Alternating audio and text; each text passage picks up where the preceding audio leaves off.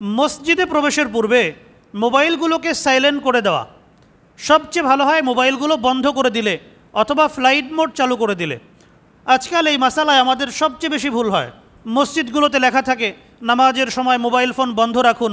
মসজিদের বাইরে অনেক সময় বিজ্ঞপ্তি লাগানো থাকে মোবাইল ফোন সাইলেন্ট করে দিন।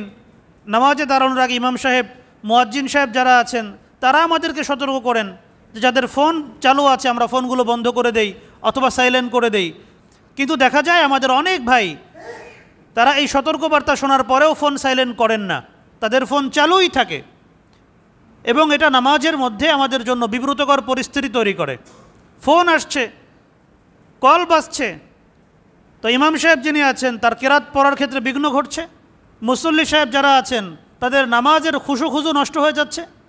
নামাজের মধ্যে খুশু খুজু ধরে রাখা এটা তো অত্যন্ত জরুরি একটা বিষয়। আল্লাহ রাব্বুল আলামিন বলেছেন কদ আফলাহাল মুমিনুন, মুমিন যারা তারা সফলকাম হয়ে গেছে। মুমিনদের বৈশিষ্ট্য বলতে গিয়ে আল্লাহ রাব্বুল আলামিন এক নম্বরে যে বৈশিষ্ট্য বলেছেন আল্লাযীনা হুম ফি সালাতিহিম খাশিউন, যারা খুশু খুজুর সাথে একাগ্রতার সাথে নামাজ আদায় করে। তো নামাজের মধ্যে মনোযোগ ধরে রাখা অত্যন্ত জরুরি। তো ভাই যদি নামাজের মধ্যে আমার কল আসতে থাকে, মোবাইল ভাইব্রেশন করছে অথবা আমার পাশের কোনো ব্যক্তির মোবাইলে রিংটোন বাজতেছে, নামাজে আমরা মনোযোগ ধরে রাখতে পারি না মনোযোগ নষ্ট হয়ে যায়? মনোযোগ নষ্ট হয়ে যায়। এজন্য আমরা মোবাইল যদি বাসায় রেখে আসতে পারি এটা সবচেয়ে ভালো। আর যদি এমন হয় যে না আমি গুরুত্বপূর্ণ ব্যক্তি, আমার কাছে ফোন আসতে পারে, মোবাইল নিয়ে আসলাম কিন্তু মোবাইল ফ্লাইট মোড চালু করে রাখবো অথবা সাইলেন্ট করে দিব, পরিপূর্ণ সাইলেন্ট, যেন কোনো আওয়াজ না হয়। আমার মোবাইল বাজার কারণে যদি আমার আরেক ভাইয়ের নামাজের মনোযোগ নষ্ট হয়ে যায় তাহলে আমি আরেক ভাইয়ের নামাজের মনোযোগ নষ্ট করার কারণ হলাম। এটা বড় ধরনের বদনসিবি, এটা বড় ধরনের হতভাগা হওয়ার আলামত। নামাজের মধ্যে ইখলাস বজায় রাখা, মনোযোগ বজায় রাখা এটা ইমানদারদের শান। আর মনোযোগ না থাকা, মনোযোগ নষ্ট করে ফেলা এটা মুনাফিকদের বৈশিষ্ট্য। এজন্য কোনোভাবেই নামাজের মনোযোগের ব্যাঘাত ঘটে এই ধরনের কোনো বিষয় যেন আমাদের থেকে সংঘটিত না হয়, আমরা সতর্ক থাকার চেষ্টা করব।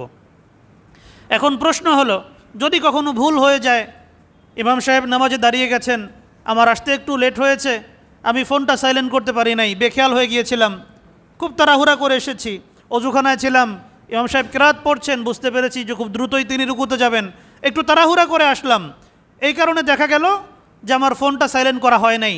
তাহলে সেই ক্ষেত্রে আমরা কি করব? সেক্ষেত্রে মাসালা হলো মোবাইল ফোনটাকে আমরা এক হাত দিয়ে বন্ধ বা সাইলেন্ট করে দিতে পারি। নামাজের মধ্যে যদি আমরা এক হাত দিয়ে ফোন সাইলেন্ট করে দেই অথবা বন্ধ করে দেই তাহলে নামাজের কোনো ক্ষতি হবে না। আমলে কাসির করা নামাজের মধ্যে নিষেধ। আমলে কাসির করলে নামাজ ভেঙে যায়, কিন্তু আমলে কাসির বলা হয় যেটা করতে দুই হাতের প্রয়োজন হয়। কিন্তু ফোন বন্ধ করতে দুই হাত লাগে না, এক হাতই যথেষ্ট, এক হাতই যথেষ্ট। আমরা যারা স্ক্রিন টাচ ফোন ব্যবহার করি এই ফোনগুলোতে সাধারণত তিনটা বাটন থাকে। একটা হলো পাওয়ার বাটন, আর একটা থাকে আওয়াজ কমানোর, আর একটা বাটন থাকে আওয়াজ বাড়ানোর। এই যে বাটনগুলো আছে, যখন আমাদের ফোন আসে, ফোন বেজে ওঠে, আমরা যদি চাপ দেই এর যে কোনো একটা বাটনে চাপ লাগলেই ফোন অটোমেটিক সাইলেন্ট হয়ে যায়। যে কোনো বাটনে চাপ লাগুক ফোন সাইলেন্ট হয়ে যাবে। এজন্য কোনো পেরেশানি নাই, আমাকে মোবাইল দেখে তারপরে চাপ দিতে হবে, এরপরে সাইলেন্ট করতে হবে এটা জরুরি না। মোবাইল পকেটে আসে, আমি উপর দিয়ে চাপ দিলাম, ফোন সাইলেন্ট হয়ে গেল, এটা যথেষ্ট। কিন্তু যদি এমন হয় যে বারবার ফোন আসছে তাহলে প্রয়োজনে ফোন বের করে আমি এক হাত দিয়ে ওটাকে সাইলেন্ট বা বন্ধ করতে পারি।